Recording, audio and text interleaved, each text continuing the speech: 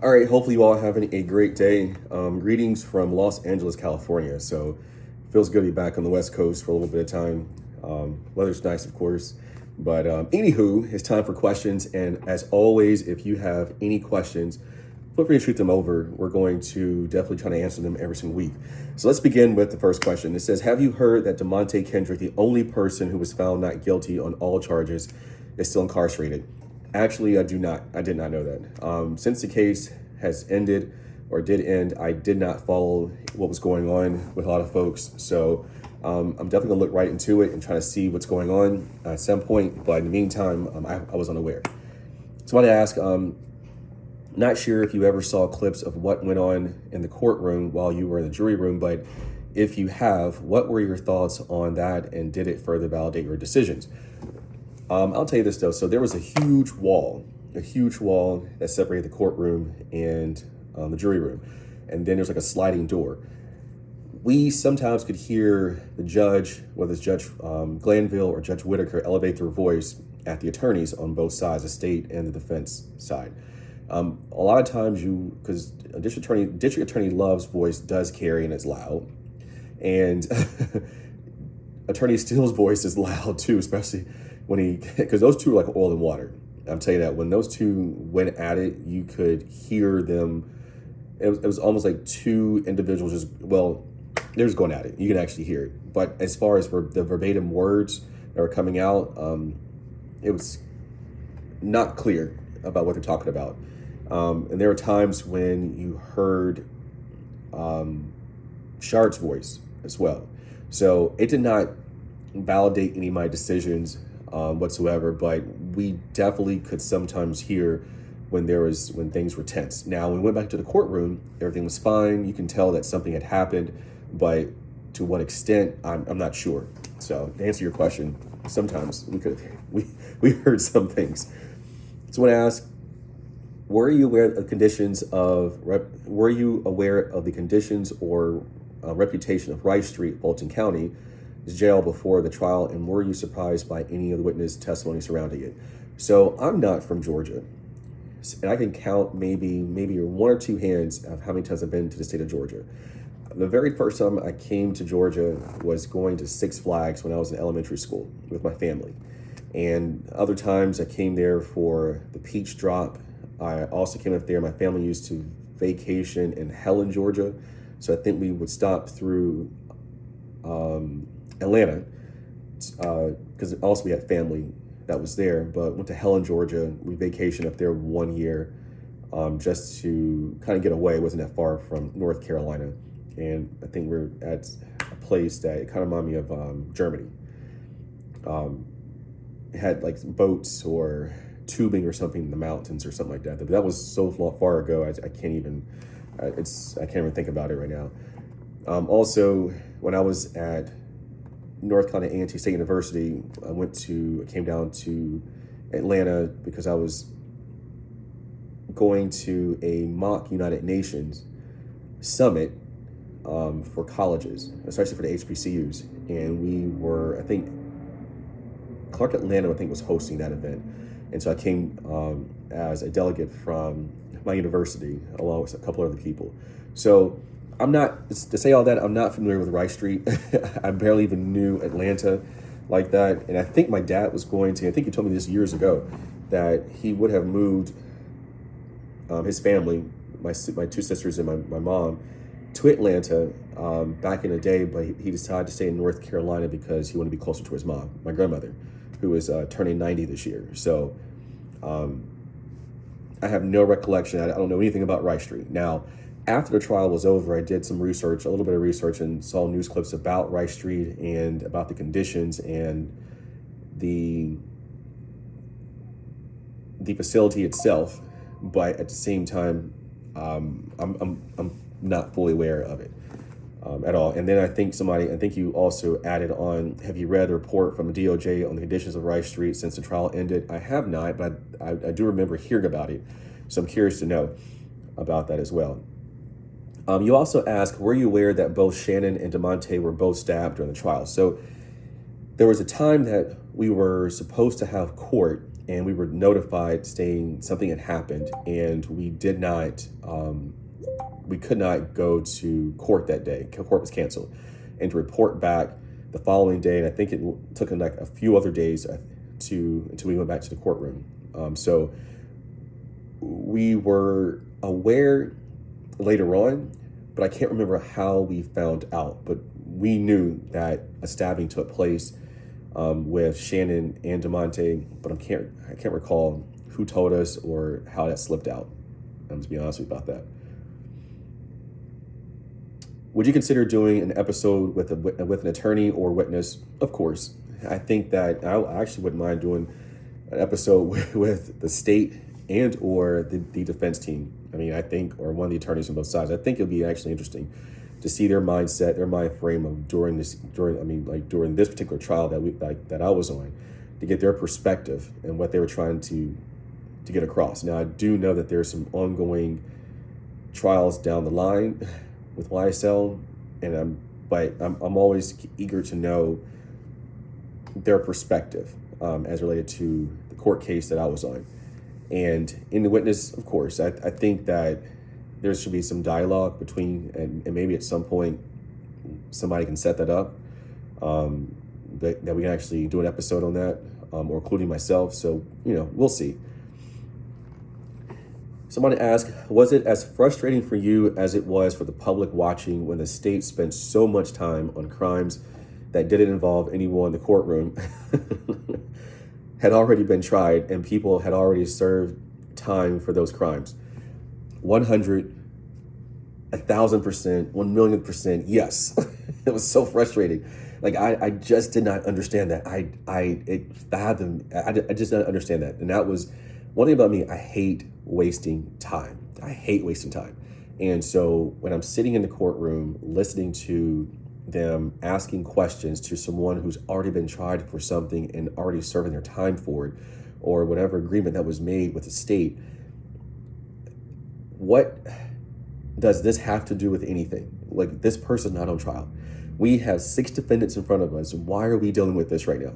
So it was a waste of time that could have been scrapped. Like, if I come to a courtroom, especially this day and time, people respect their time at work and do other things.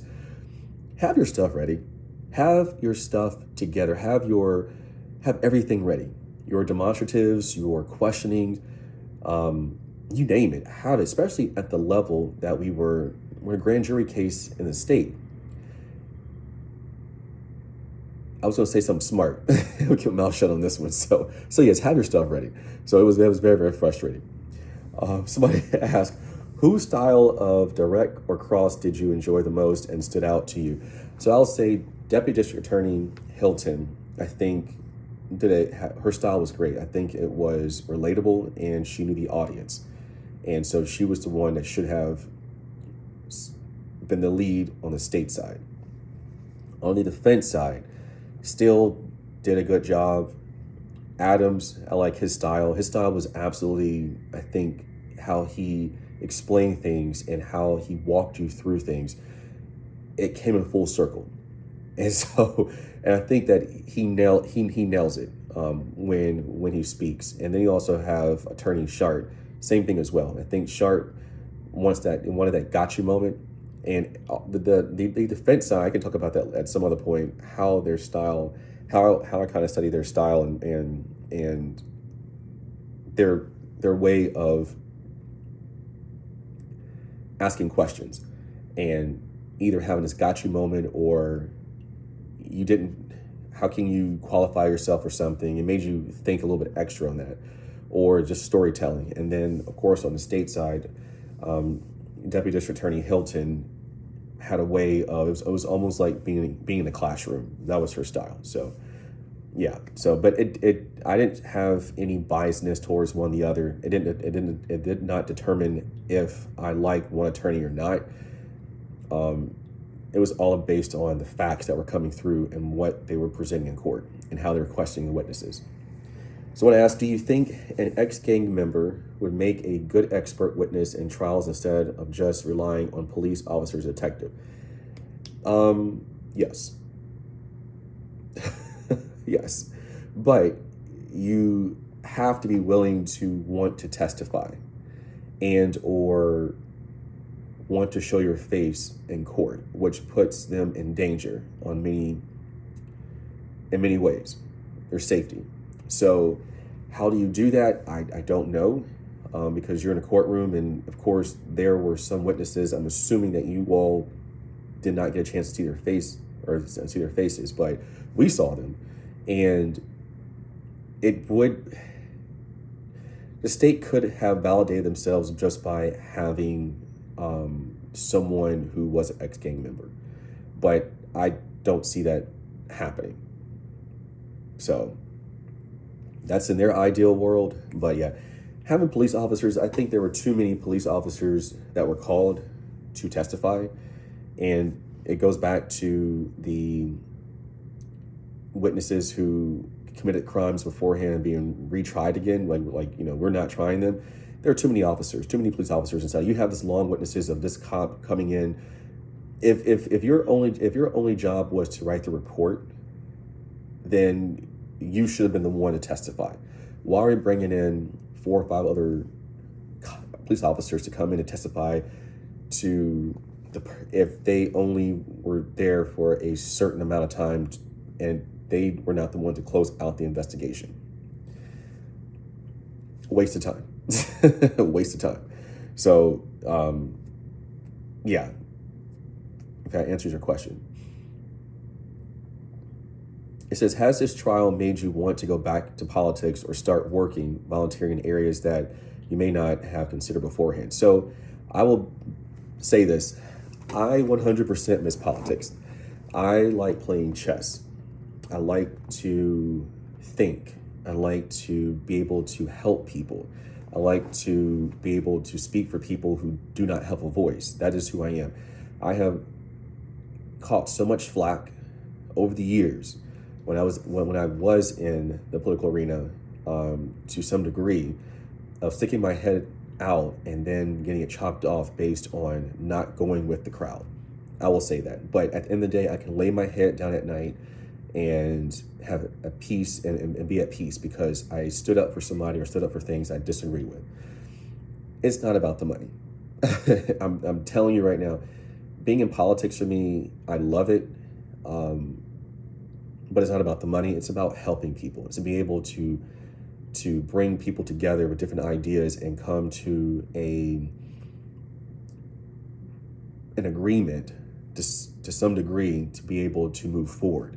And we have lost that because we have folks who want to shove their personal opinion and feel like this is an end all be all, but sometimes it's not. And I can't tell you how many times I have stuck my head out and I have been chewed out. I have been fired. I have been ridiculed. But at the end of the day, I was always right. That I will tell you. I was always right. And I wish folks the best, but I do not like when people mistreat people, flat out. So being in politics allowed me to understand certain things, and you get to see a lot because it can be dirty, but there's nothing that but brings joy into my heart to be able to help people in general. It just does. It really does. My schedule's kind of tight right now, but I do want to volunteer more, and I wouldn't mind going into the prison system, be able to spend one day out of a week or one day or twice a month or once a month to be able to go inside and be able to help folks read and write, or just to read, or to have some form of education. Because just because someone is serving their time doesn't mean you can rehabilitate them to come out back into society and be a better person. And that is something that, when you have moral values, we have all done something wrong. And we have learned, or hopefully have learned from those mistakes. But helping someone to achieve the next level, even though they have had it harder, doesn't mean that you should just shun them away. Period. So I do miss the political arena a lot. And if I do get back in, I definitely will look back at the local state side. I've done the federal side for so long, but the local, most of your decisions, and this is a side note from this, because since I'm on politics, like I said, I have a passion. My background is politics, bachelor's degree in political science, master's degree in professional politics. I almost had 2 master's degree in public administration, but I decided just to stick with one.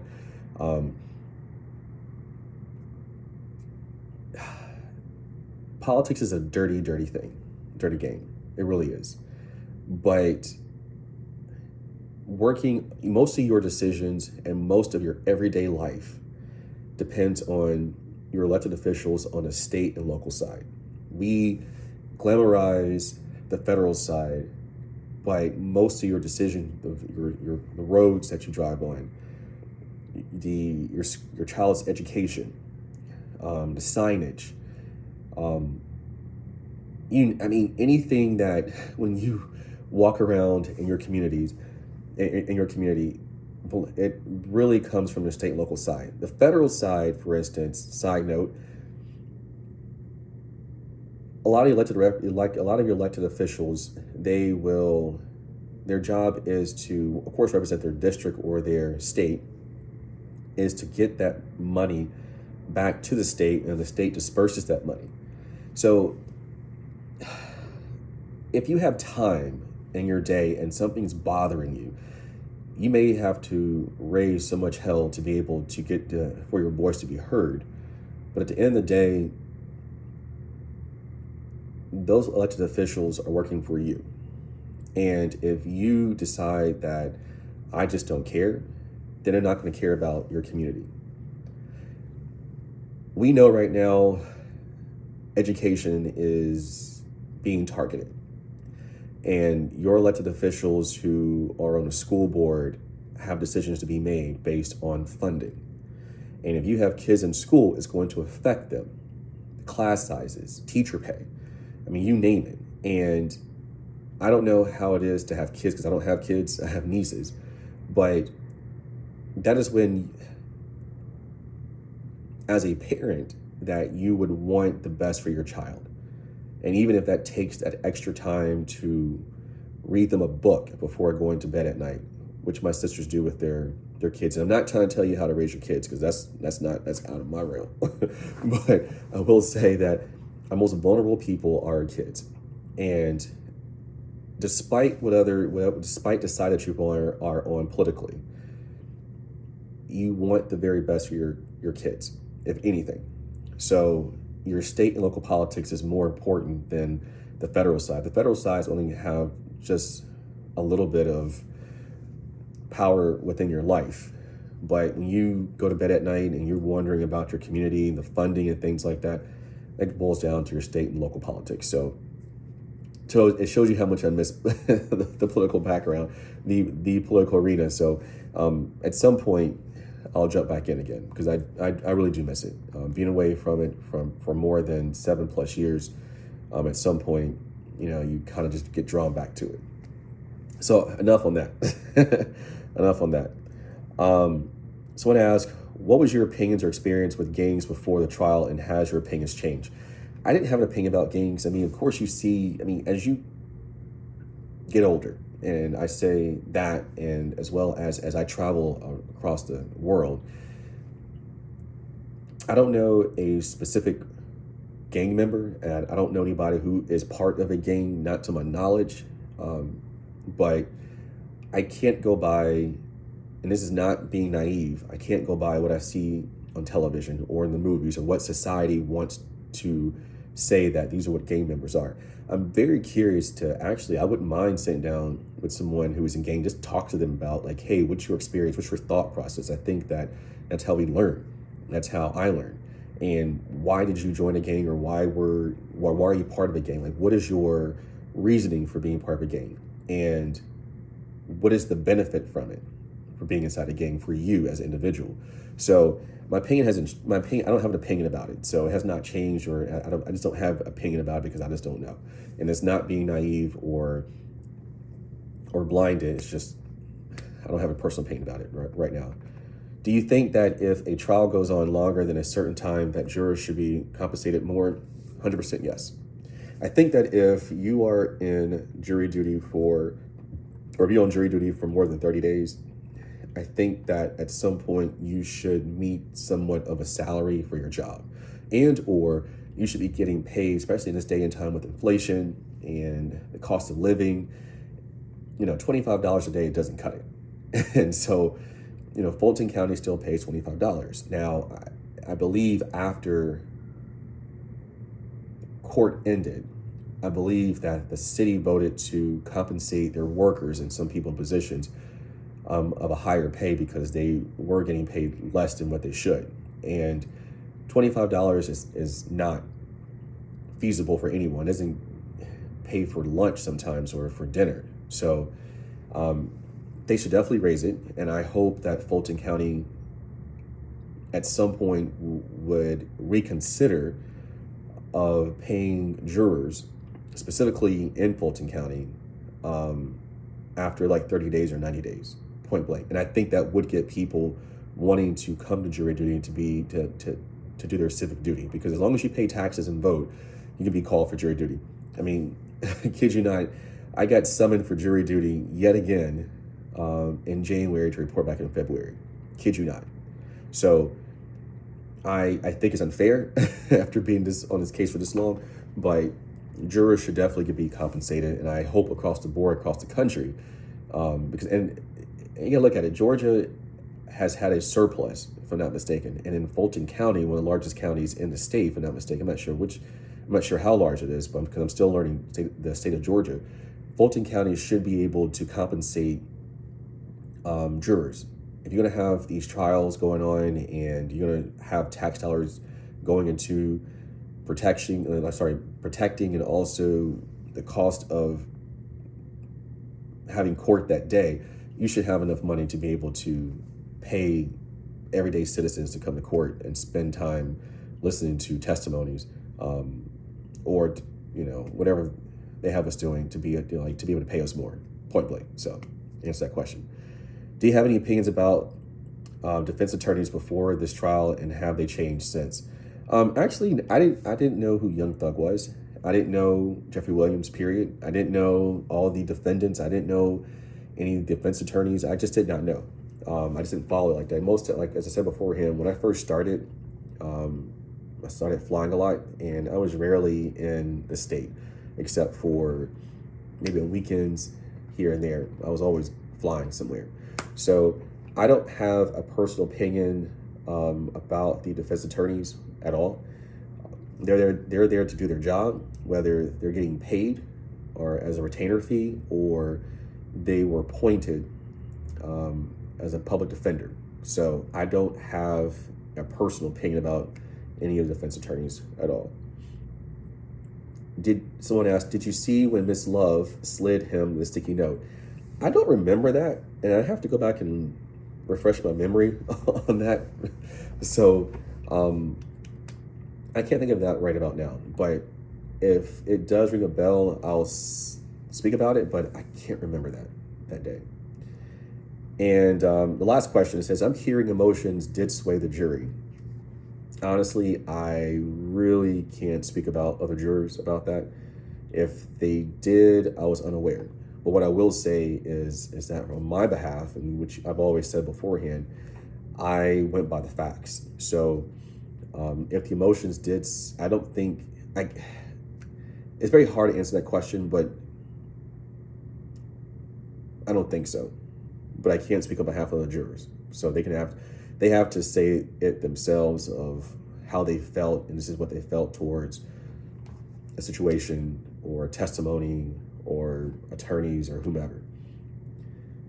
Do you think the jurors gave the same difference to the state as they did the witness or deference? I don't know. I really don't know that. So I think that the jurors were fair, and I think that for those who were part of the deliberation, get that out correctly, they we did hash it out back in the jury room. We hashed it out, and at the end of the day, people were going by the facts, point blank. So yeah. So thank you all for your questions. I am going to try to enjoy the nice weather here in LA. Hopefully you all having a good day. And if you have any more questions, feel free to shoot them over. My goal is to have them out each week.